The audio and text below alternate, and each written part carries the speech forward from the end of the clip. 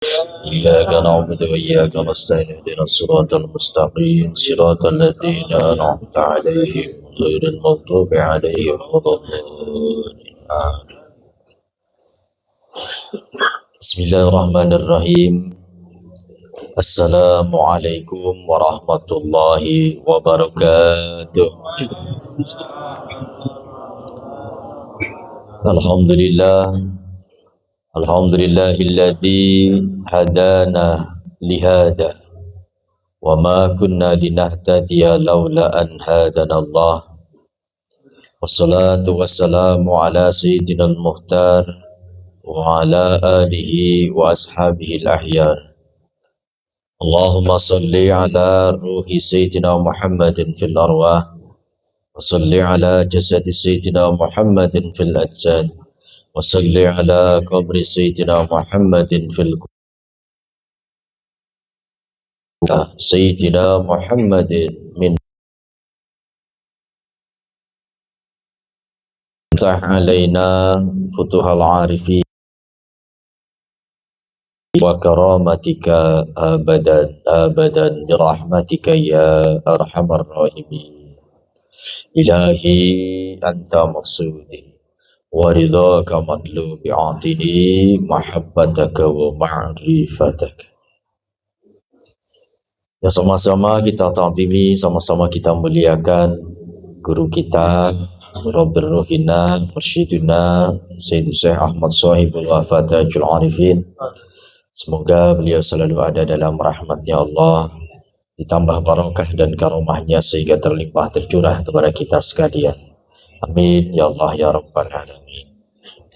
Juga yang sama-sama kita hormati para alim, para ulama, para asatidz, bil khusus pada beliau akhina fillah Ustaz Haji Fari Junaidi, Ustaz Ihsan, Ustaz Hasan, dan juga alhamdulillah kami hormati Suhibul Wilayah Ustaz Asem, dan juga ada ketua DMI, ketua DMI, mudah-mudahan beliau diberikan kesehatan oleh Allah Subhanahu wa taala, diberikan kekuatan, keteguhan hati untuk terus berkhidmat, untuk terus menyebarkan, syiarkan agama Allah Subhanahu wa taala, dan mudah-mudahan beliau pun selalu diberikan keistiqomahan oleh Allah Subhanahu wa taala.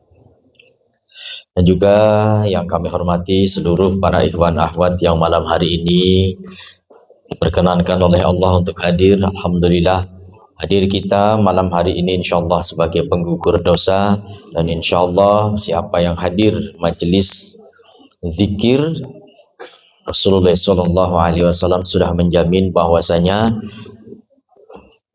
malaikat akan memberikan panggilan kepadanya dan mengatakan bahwasanya bangkitlah kalian semuanya karena dosa-dosa kalian sudah diampuni oleh Allah dan keburukan-keburukan kalian digantikan dengan kebaikan. Allahumma alhamdulillah. Mudah-mudahan semuanya sehat ya. Kita waktunya mepet karena sudah malam, tapi insyaallah bukan berarti materinya sedikit. Materinya banyak, tapi insyaallah mudah-mudahan kita semuanya bisa menerimanya. Ikhwan akhwat rahimakumullah, bulan ini insyaallah kita sudah masuk hari ke-22 di bulan Sya'ban. Jadi kurang lebih 8 hari, 1 minggu lagi lah. Mudah-mudahan Allah Subhanahu wa taala memberikan umur panjang kepada kita sehingga kita bisa bertemu kembali dengan bulan Ramadan. Jadi 3 bulan yang berurutan yang Allah muliakan. Kemarin di bulan Rajab, bulan Sya'ban, dan bulan Ramadan. Ada sebagian ulama yang menyebutkan bahwasanya bulan Rajab itu bulannya Allah. Bulan Sya'ban adalah bulannya Rasulullah. Bulan Ramadan adalah bulannya umat. Ada juga yang mengatakan bulan Rajab adalah bulan menanam, bulan Sya'ban bulan merawat, dan bulan Ramadan bulan panen. Kurang lebih eta-eta keneh sebenarnya. Bulan Rajab adalah bulan menanam. Bulan Sya'ban sekarang ini bulan merawat. Besok bulan depan bulan kita panen. Nah, kira-kira nih kita sudah punya harapan atau belum kita panen ini? Nah, kita harus manfaatkan betul-betul. Insya Allah masih ada bulan Ramadan lah, mudah-mudahan semua disampaikan umurnya oleh Allah Subhanahu wa Ta'ala. Jadi kalau kita berbicara tentang panen, logikanya orang yang panen itu ada yang ditanam, ya. Pertanyaannya, kenapa ulama menyebutkan bulan Rajab, bulan menanam, bulan Sya'ban, bulan merawat, dan Ramadan panen? Berarti kan ada yang ditanam. Apa yang ditanamkan? Apa yang kita harapkan untuk panen? Allah Subhanahu wa Ta'ala memberikan isyarat kepada kita, memberikan kabar bahwasanya alam taro kaifa daraballahu masalan kalimatut thayyibah kama salik kalimati thayyibah sama salik syajarati thayyibah asluha sabitun wa far'uha fis sama. Jadi perumpamaan kalimah thayyibah yaitu kalimah la ilaha illallah itu seperti pohon yang baik yang akarnya menghujam kuat di dalam qalbu. Para ulama menyebutkan asluha sabitun fil qalbi. Nah, fil artin qalbi artinya di dalam qalbu kita. Pohon inilah yang bibitnya harus kita tanam. Jadi akarnya harus menjulang kuat, menghujam kuat di dalam kalbu kita, sementara batangnya menjulang tinggi sampai ke arasnya Allah. Ini yang harus kita punya, Pak.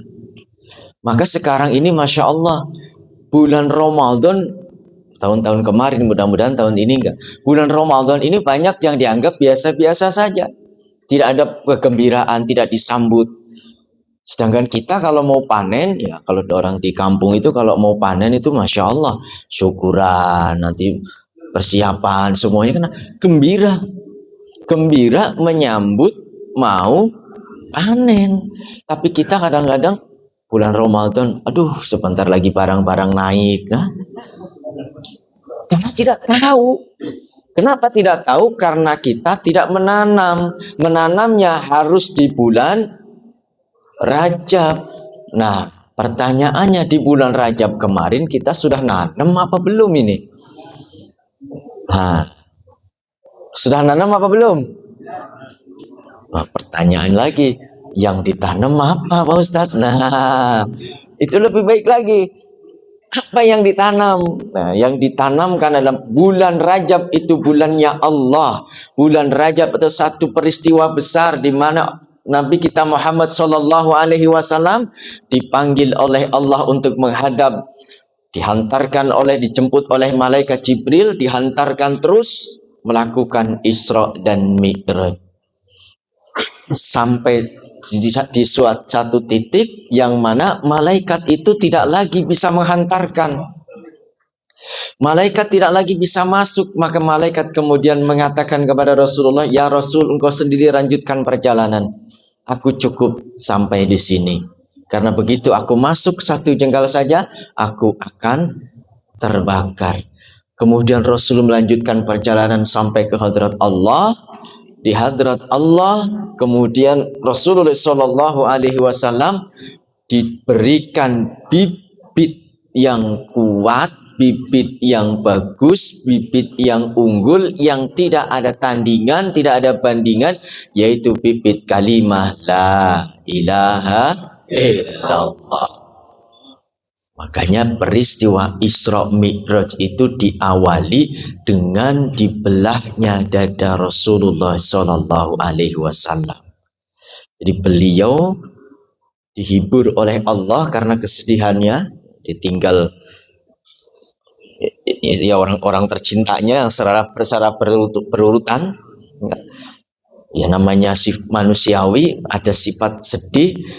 Pada saat itu Rasulullah sedang di depan teras rumah beliau, kemudian Allah hibur, dipanggil oleh Allah.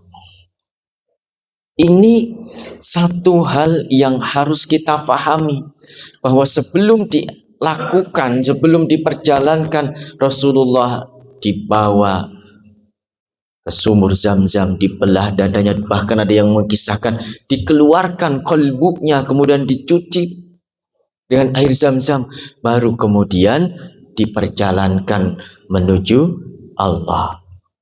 Bagaimana cara menyucikan atau mensucikan kolbu? Kalau kita sekarang kalau dibelah harus ke rumah sakit, dipasang lagi, belum tentu bisa. Tapi guru kita, ya, guru kita Pangersa Abah itu seperti dokter. Nah, dalam kitab yang dikarang oleh Syekh Abul Abbas Al-Mursi dalam kitab Lataiful Minan disebutkan bahwasanya guru mursyid itu seperti dokter yang mengobati murid-muridnya. Yang diobati adalah penyakit ruh yang tempatnya ada dalam kolbu.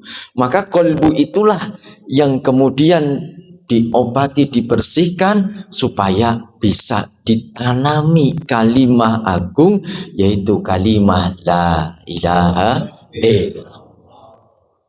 Jadi bibitnya itu kalimah la ilaha illallah yang ditanamkan di dalam kolbu kita. Insya Allah yang hadir malam hari ini semuanya sudah ada, sudah diberikan bibitnya, tinggal kita rawat. Merawatnya bagaimana? Merawatnya dengan mengamalkan. Cara pengamalannya itu harus dengan yang baik, sesuai dengan tuntunannya. Kita murid Pangersa Abah, ditanamkan kalimat la ilaha illallah di dalam kalbu kita, kita wajib merawatnya. Nah, Pangersa Abah pun memberikan tuntunan. Tuntunannya ada di dalam kitab Miftahus Sudur. Alhamdulillah, tadi saya ngobrol dengan Pak Haji. Insyaallah di sini sudah hatam Miftahus Sudur. Kemudian lagi ada maklumat Pangersa Abah nomor 8. Ya, yang isinya pun ada 8, diantaranya ya kemarin waktu manakib di Suryalaya kuliah subuh sudah dijelaskan dengan gamblang oleh Pak Haji Subro bahwasanya dalam mengamalkan amaliyah TKN dengan kita berzikir itu, satu harus tartil, suaranya jangan ditambah, jangan dikurangi hurufnya, cukup 12 saja, ya kan?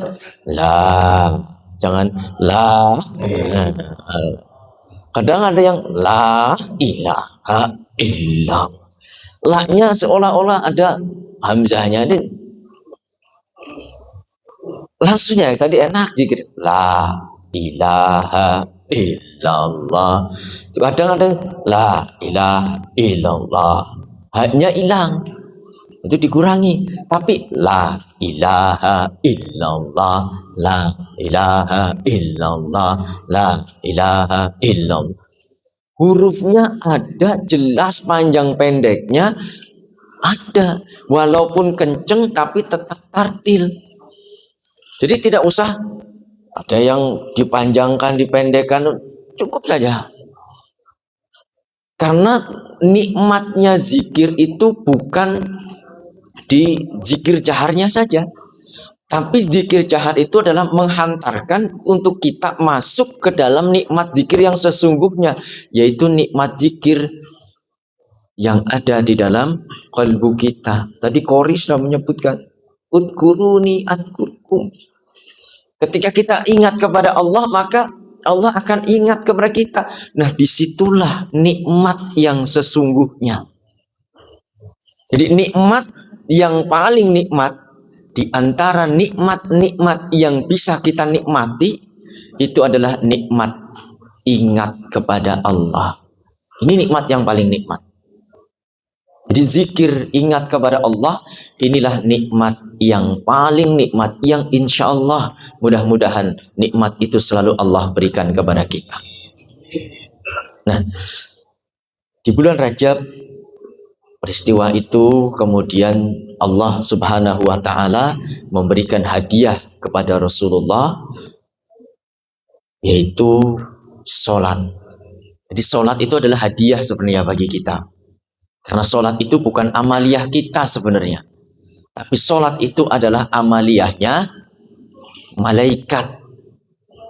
Jadi sholat itu amaliyahnya malaikat yang dihadiahkan oleh Allah kepada Nabi kita Muhammad SAW untuk disampaikan sebagai hadiah bagi kita juga. Bukan hanya sekedar amaliyah malaikat yang diberikan, tapi ditambahkan, disempurnakan. Jadi kalau malaikat sholatnya hanya berdiri saja, sholatnya hanya ruku saja, sholatnya hanya sujud saja, ditambah, disempurnakan, ada satu gerakan yang gerakan itu tidak dilakukan oleh malaikat, tapi kita bisa melakukannya.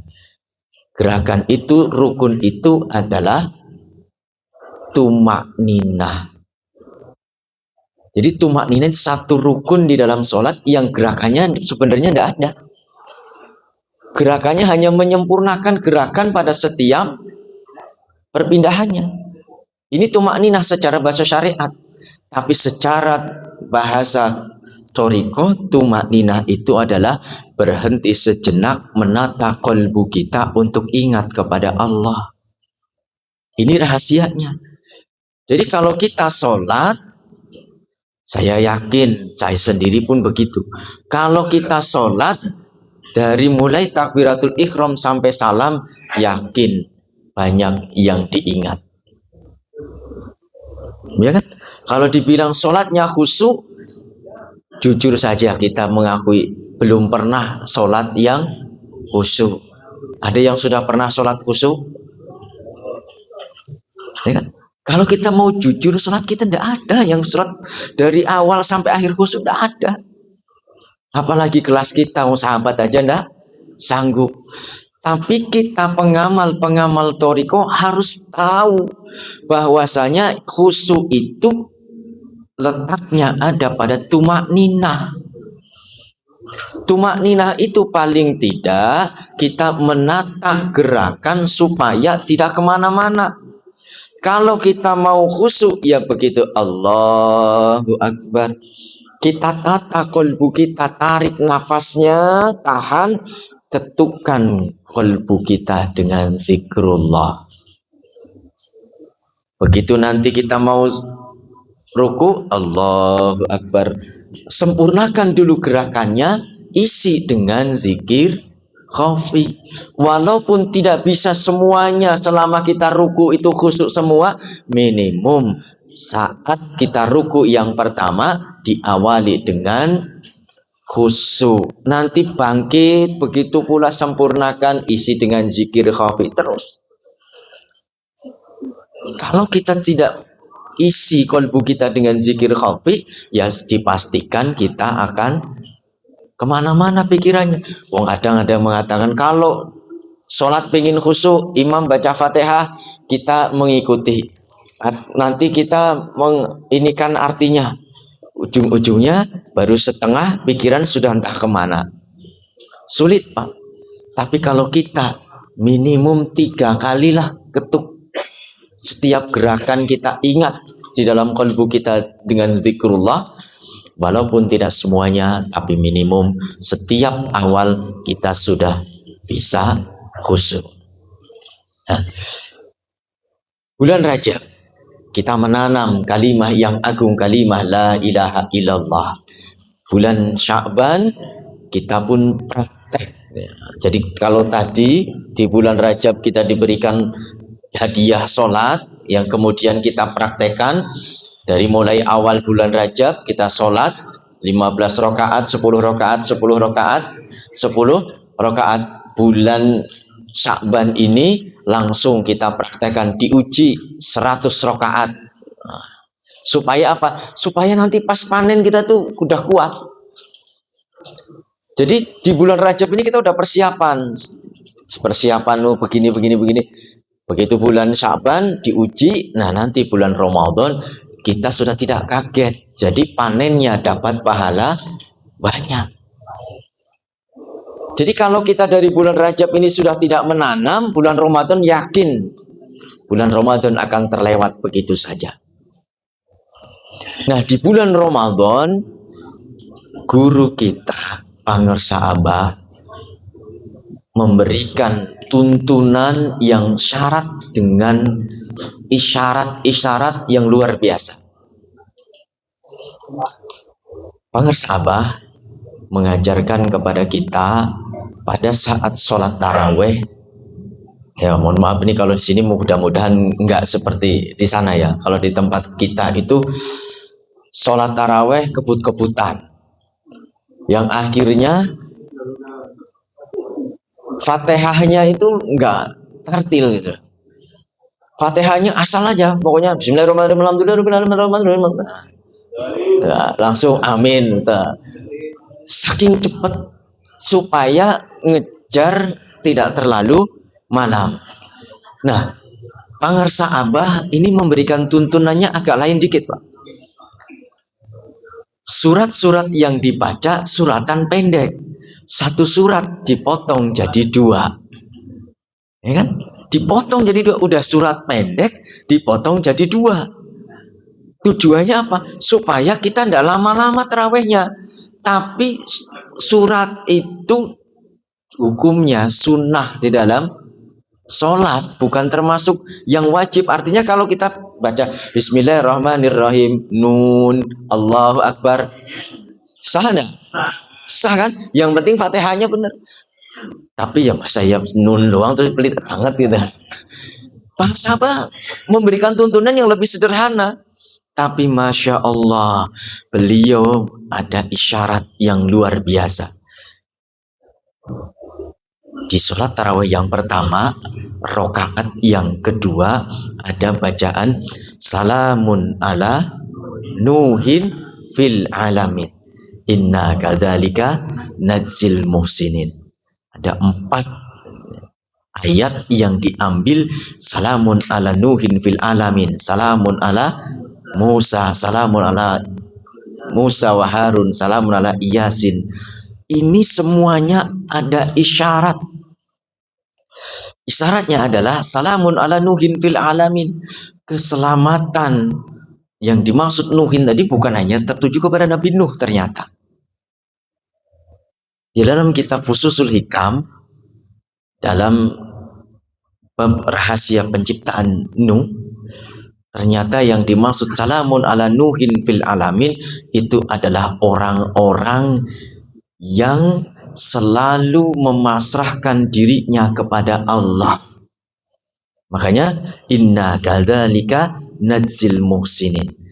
Dan insya Allah murid-murid Pangersa Abah itu digiring, diarahkan untuk menjadi orang-orang yang selamat, menjadi orang-orang ihsan.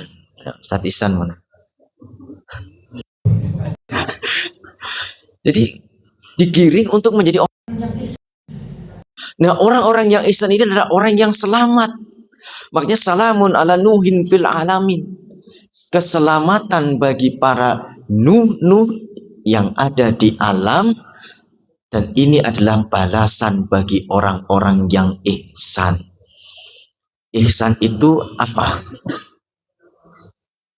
Ihsan itu dari rukun beragama Islam. Kalau rukun agama itu tidak terpenuhi, maka Islam kita akan ambruk. Rukun agama ada 3. 1, Islam, iman, dan ihsan. Islamnya yakin, syariatnya bagus, sholatnya bagus, semuanya sudah. Imannya yakin dengan hadirnya malam hari ini karena dorongan keimanan. Tapi ihsannya ini, rukun Islam ada 5, rukun iman ada 6. Sudah semuanya tahu lah. satu rukun ihsan. Ada yang tahu? Rukun ihsan adalah anta'budallah ka'annaka tarahu fa illam takun tarahu fa innahu yaraka. Ini ihsan. Kalau kita beribadah kepada Allah, kok kita tidak ingat kepada Allah, tidak musyahadah kepada Allah, maka di dalam ibadah kita hanya sekedar gerakan saja. Hanya sekedar casing saja, kosong. Tidak ada isinya. Maka murid-murid Pangsa Abah diberikan, diarahkan, digiring untuk mengisi di dalam setiap ibadahnya. Makanya zikirnya pun ada dua. Zikir jahar yang harus dilisankan dengan jahar. Tidak boleh zikir jahar cuma nunduk. Nggak boleh. Tapi harus lisan kita. Walaupun suaranya tidak keras, tapi lisan ini harus gerak. La ilallah, la ilallah. Harus ada gerakan badan. Kalau tidak ada, itu bukan zikir jahar. Tapi ada lagi satu yang kedua, satu lagi yaitu zikir khafi. Zikir khafi ini sebaliknya tidak boleh kita jaharkan karena itu bagian isinya. Jadi kalau kita punya botol ini, keduanya harus ada. Ini botol berharga karena ada isinya. Coba kalau isinya sudah habis, botolnya kita remes-remes, kita buang masuk tempat sampah. Tapi kalau hanya airnya tanpa botolnya, tidak bisa juga. Maka zikir jahar itu adalah luarnya, baguskan, bersihkan luarnya, isinya zikir khafi. Ini harus kita jaga betul-betul. Jadi antara zikir jahar dan zikir khafi itu adalah jismani dan ruhani. Kita harus betul-betul kita isi supaya orang yang bisa ingat kepada Allah di dalam ibadahnya, maka dia akan merasa selalu diawasi oleh Allah. Kalau kita bisa musyahadah melihat kepada Allah, itu lebih baik. Kalau tidak, minimum Allah yang mengawasi kita. Tapi Masya Allah, sekarang banyak orang yang beribadah, tapi bukan seolah-olah melihat Allah, justru karena ibadahnya kosong tadi, hanya casingnya saja, ibadahnya malah merasa menjadi Tuhan. Ahli ibadah, tapi karena tidak ada isinya, merasa dirinya yang paling baik. Melihat orang lain, kita pulang dari jamaah di masjid, di jalan ada orang yang paling duduk nongkrong-nongkrong. Wah, dalam hati kita ini, wah ini ahli neraka ini. Hancur sudah kita kalau kayak gitu. Tapi dengan kita ingat kepada Allah, kita selalu mawas diri. Oh ini Allah belum berikan hidayah. Mudah-mudahan mereka berikan hidayah. Kita yang sudah diberikan hidayah, mudah-mudahan Allah berikan keistiqomahan. Gitu. Jadi isyarah Pangsa Abah ini yang di dalam tuntunan sholat tarawih tadi ada salamun ala Nuhin fil alamin, salamun ala Ibrahim, salamun ala Musa wa Harun. Dan ternyata ini juga bukan sembarangan beliau mengambil. Nanti yang di rumah punya buku Bidayatus Salikin yang dari Suryalaya, insyaallah di halaman 37, 36 genep sebelah sini 37. Halaman 37 insyaallah ada isyarat di situ. Kenapa kok salamun ala Nuhin fil alamin? Kenapa kok Nabi Ibrahim? Kenapa kok Musa wa Harun? Ternyata di dalam diri kita ini ada makomnya masing-masing. Pertama, di dalam Latifatul Qalbu itu adalah makomnya Nabi Adam dan Nabi Nuh. Salamun ala Ibrahim di Latifatul Ruh itu makomnya Nabi Ibrahim. Salamun ala Musa wa Harun Di dalam Latifatul Sir itu makomnya Nabi Musa wa Harun. Kenapa kok tidak berikutnya? Karena yang berikutnya adalah makomnya Rasulullah Sallallahu Alaihi Wasallam. Sedangkan dua latifah lagi itu sudah bukan makomnya insan. Jadi Masya Allah, Pangersa Abah ini sangat-sangat alim, tapi beliau tidak memberikan begitu saja. Tapi kita harus mencari, insya Allah dengan kita mengamalkan, saling berbagi, insya Allah semuanya akan Allah berikan. Ilmunya kita cari, amalnya tinggal kita amalkan. Kalau kita mau mengamalkan amaliyah yang sudah didapatkan, insya Allah ilmunya akan Allah tambahkan. Kata kiai saya, "Jong amal no ilmu sing wis mbok weruhi, mangko kowe bakal weruh ilmu sing durung tau mbok weruhi." Ya, Pak. Orang Jawa apa? Amalkan ilmu yang sudah engkau dapatkan, maka Allah akan memberikan ilmu yang belum pernah engkau pelajari. Jadi beramal ini insya Allah ilmunya bertambah. Nah, alhamdulillah. Mungkin itulah yang bisa kita kaji malam hari ini. Mudah-mudahan manfaat. Karena keterbatasan waktu, mudah-mudahan Allah berikan kesempatan di lain waktu, dan mudah-mudahan walaupun sedikit tapi itu bisa banyak bagi kita, karena sedikit ilmu Allah itu banyak bagi kita. Dan mudah-mudahan barokahnya dari bapak-bapak semuanya, ikhwan akhwat, bisa mengenai ke saya, sehingga Allah Subhanahu wa taala pun selalu memberikan kekuatan dan keistiqomahan kepada saya. Mohon maaf atas segala kekurangannya. Billahi taufiq wal hidayah. Wassalamualaikum warahmatullahi wabarakatuh. Waalaikumsalam warahmatullahi wabarakatuh.